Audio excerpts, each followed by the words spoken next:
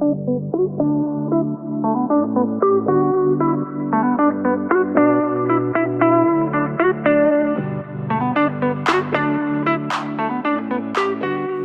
back to Laurie's Stories. I am your host, Laurie, and my co-host, Luann, will be behind the scenes this month doing the editing and getting the content out to you. So I am going to read a page out of my book like I normally do when I'm by myself. I find a devotional that I wrote that will go well with what I want to talk about on this podcast. So today I chose the one that says reevaluate versus giving up. Okay?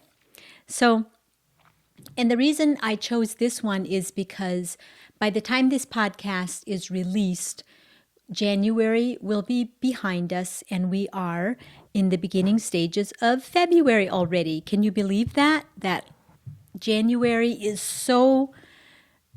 it's so close to being done already, and it seems like this year just started and now January is almost over already. Time goes so fast. Reevaluate versus giving up. Another month before us, a clean slate, a new beginning. Maybe we should take a look at our goals, dreams, and reevaluate what is or isn't working. Do you need to tweak your eating habits, an exercise program to better fit your lifestyle? Please don't give up on your goals. Instead, just adjust them if you need to. Maybe you need an accountability partner or a workout buddy. Moderate exercise has been a part of my lifestyle all through my adult years. I never needed to worry about extra exercise growing up on a farm because you work out morning and evening by shoveling silage, feeding cows, carrying milk to the strainer, and watering calves, pigs, and chickens. It's a lot of physical work. But after my husband and I moved off the farm, things changed. Even when my 6 children were small, I would wait until my husband came home from work, and then I would slip away for a quick run or walk. It was always just what I needed physically and mentally. But now with all my children grown, I'm free to pursue different avenues of exercise, and most times I genuinely enjoy it. Do you? If not, start with something you do enjoy. Start with 10 to 15 minutes a day. Change usually doesn't require radical change, but small changes daily lead to success. Remember, exercise is as much for our mental health as it is for our physical health. Philippians 4:13 is a good reminder for all of us to push through. It affirms, I can do all things through Christ who gives me strength. What a promise. And the prayer declaration is, Jesus, thank you for our strength. Teach us to see food as fuel and to lean into your strength to become the healthiest versions of ourselves, physically, emotionally, and spiritually. Thank you for leading us in this, the right path for each one reading. So that was our devotional for a day. And again, this is the book that I wrote. It's called Joy in the Journey, 365 Whispers of Hope. And you can find it on Amazon if you're interested. So yes, like I said, we are at the end of January. And I wonder what it looks like for you. I wonder if you're thriving in the goals that you set for yourself. Or I wonder if you're struggling. Maybe you're feeling disillusioned, maybe you're not quite sure where to go from here, and I'm just here to say that whatever you're feeling is okay. It's okay. And to encourage you to sit in that and feel what you're feeling, and then from there take a good look at it and figure out where do you want to go from here. And just remember, even with what I just read there, that works for me. Even though I can encourage you to do that, that might not work for you. That might not work for you and your lifestyle. So I just feel like it's so important that we don't compare with somebody else, or we don't try to make our journey look like somebody else's journey, but we are true to ourselves and what works in the season we're in. And with the lifestyle that we have, maybe you have a job, maybe you have a job that you need to use a lot of physical strength for. And so it wouldn't make good sense for you to come home and still do a workout. One of my daughters is a nurse, and Lorinda, the one that was on here last month, you got to hear from her. And she will often either go to the gym in the morning before work, or after she gets off, after she puts in a long day. And I've tried to tell her that you don't always need to work out. You are on your feet a lot. You get a lot of exercise, seeing your patients and stuff. But it's a commitment she's made to herself, and it's something she does for herself. It's something she feels good about herself when she does that for herself. And my other twin daughter, Luann, is the same way. She runs after her little 2-year-old girl all day. She would not have to go work out, but she does, because she does it for herself. And so I wanted to talk a little bit about that, like the things that we do for ourselves. I call that when we show up for ourselves. Good things happen. Because we're true to something that's important to us. We go after it, even when it's hard. And I'll use myself for an example right now. I haven't felt super motivated this January. I don't know why. Well, I do know a little bit why, and I'll go into that a little bit later. But normally I'm like, New Year's, it's all the goals, it's all I'm going to do this and that and the other. And I just haven't really felt that this year. I really haven't, but I've also, I think I talked about this a little bit on the last podcast, that I just haven't felt that I'm necessarily supposed to go after a whole bunch of new things this year, but more just abide. And I'll expound more on that later as well, about abiding versus striving. I feel like that's one of my mandates for this year. So January has been different for me. I found myself more just being in a very reflective mood. I've been doing a lot of reading. I've been off of social media. I've been journaling a lot, and just really been abiding. I've been abiding and resting, if you will, in a lot of ways. I mean, I still have a lot that I have to do in a weekly basis, but in my time where I don't have to do my daily things, I try to abide. And I guess I'll just say where that came from. I heard this quote. It was probably in the summer last year already. But I heard this quote, and it kind of just really, really stuck with me.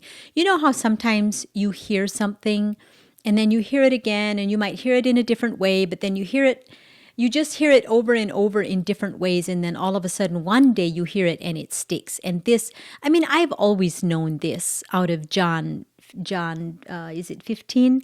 I am the vine, you are the branches. If you remain in me and I in you, you will bear much fruit. Apart of me, you can do nothing. I've known that verse from the time I was saved, practically. But I heard it a little bit different, in a different twist. I think it was a summer last year, and it's just been kind of bouncing around my head ever since. And I've just been meditating on it and trying to take it apart and see, what does that actually mean? What does that mean for me in this season, in this year? And the saying was something like this: much more, we achieve much more by simply abiding than we ever will by striving. The simplicity of it is profound, and I can't even, maybe it will impact you, and maybe it won't. I know it impacted me deeply when I heard it. And I feel like this is the year I just really want to press into that. I want to abide more, and I want to strive less. Does that mean I'm going to sit around and do nothing? I doubt it. No, but neither am I going to strive to make things happen. I'm just going to go deeper to me, that means go deeper with God, go deeper in my identity with Him, go deeper in what He wants for me. And that's the other thing that I'm praying this year for myself is alignment. Alignment. I want my life to be fully aligned with what God wants for me, not my will, but His will. I don't know if you get a word for the year, but it's fun. It's really fun. Again, it's neither right nor wrong, but it's really fun to get a word. And I always do it like at the end of the previous year. And it just kind of gives me a little bit of a glimpse or a peek of what maybe God wants to do in my life the following year. And then I'm not taken off guard so much. So it totally makes sense to me that my word was alignment along with this abiding versus striving. And if you would have asked me before, are you striving? I would have probably said no. And I still don't really think that I don't know if I was or if I wasn't. I'm not totally sure what this is all about. But I'm leaning into it because I want to know. Because I've learned that if something impacts me so deeply, there must be a reason. There's a reason that is sticking and it's just coming back to me over and over. Yeah, and I like it. I just really like it. More is accomplished through abiding than we will ever accomplish by striving. And those were not my words. That is a shout out to Dano McCollum. You probably don't know him, but he is a speaker, author, just profound. He's profound.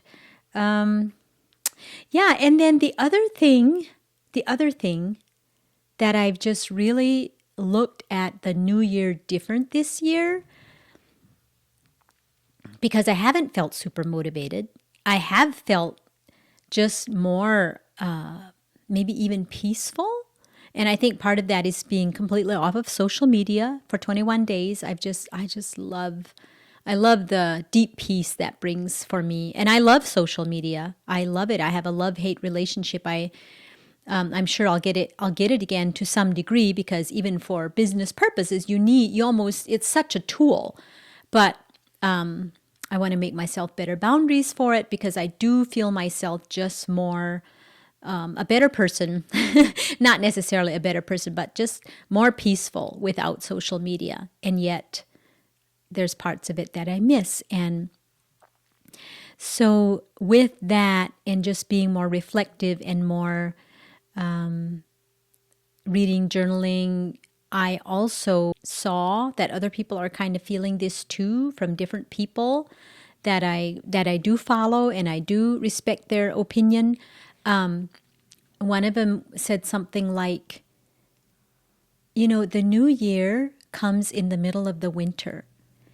And if we look at nature right now, everything is sleeping. Everything is resting.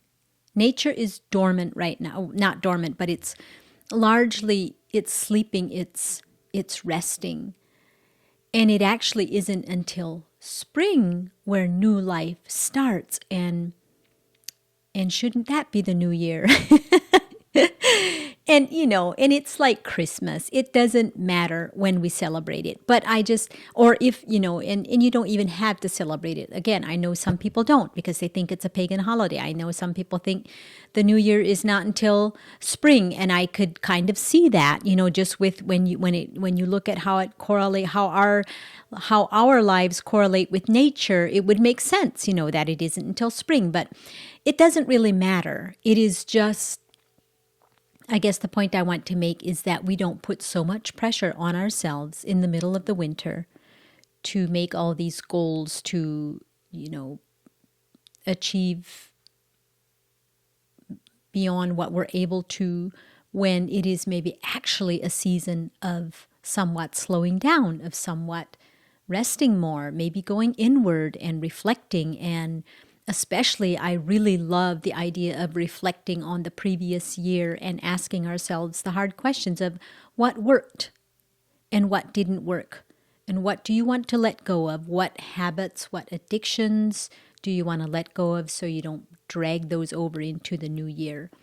I sometimes think that would be a healthy way to go into the new year. And for myself, I want to practice that a lot more than making myself a whole bunch of new goals and resolutions. I think those come as we clean up the clutter from the previous years and we go into the new year with like a clean slate, so to speak. I think those come naturally sometimes and without that much effort. And especially if we have been practicing good habits in our lives for a while, which I know a lot of you have. I know then after a while, those habits just become second nature to where it doesn't take so much effort anymore. Where my girls and I talked about this on the last podcast about how sometimes we struggle with a desire to read the Bible, but if you do it anyway, if you show up anyway, and you open your Bible anyway, and you tell yourself, I'm at least going to read a couple verses, you're being true to yourself. You're being true to what you know is good for your soul, what's good for your spirit. When you don't feel like doing a workout, but you show up anyway, and you do a couple push-ups, or you do a couple, maybe 15 minutes on the treadmill, you're being true to yourself. You're being true to your body and what you know that you need to be your best you. So there's something to be said about just simply showing up, even if we don't feel like it, even if we don't want to. I always say that is when our muscle memory starts to kick in, and you don't have to, even if you don't feel like it, it's not this battle of doing it, because now your muscle memory kicks in, and I'll use myself for an example again, like, so this January, I haven't necessarily felt like working out super hard or anything like that. But neither was not working out even an option, because it has so much become a part of me that is how I start my day. Well, after my coffee and my Bible, then it's my workout. So first I will take care of my, my spirit, reading the Bible. My coffee is definitely taking care of my soul. and then the working out is taking care of my body, and it also does something for my mental health. So we get those three out of the way in whatever way that looks like for you, and it sets the trajectory of my day. And for me, I don't know how to not do that. So whatever that is for you, again, whatever it looks like for you to show up. What does it look like for you to show up? Maybe if you do struggle with any type of seasonal depression or depression of any kind, you are not alone. I have struggled with that myself off and on for as long as I can remember. It has definitely gotten better over the years with proper nutrition and a really good doctor, but sometimes I still feel lingering effects of it. And I think that's even a little bit what I've been feeling this January, just a lingering effect of that. And there's no shame in that. And, if you struggle with any kind of depression, or some people have like what they call SAD, where it's seasonal depression, the lack of sun and just the cold months and all kinds of that. Those things, that's no joke. That is no joke. And I hope that you find what you need to cope with that. I know vitamin D helps a lot. I know you can do red light therapy. I know just the things that we eat can have a big impact on how we feel. That is one thing that my husband and we did in the past year, was really cleaned up our eating habits, and I'm so grateful for that.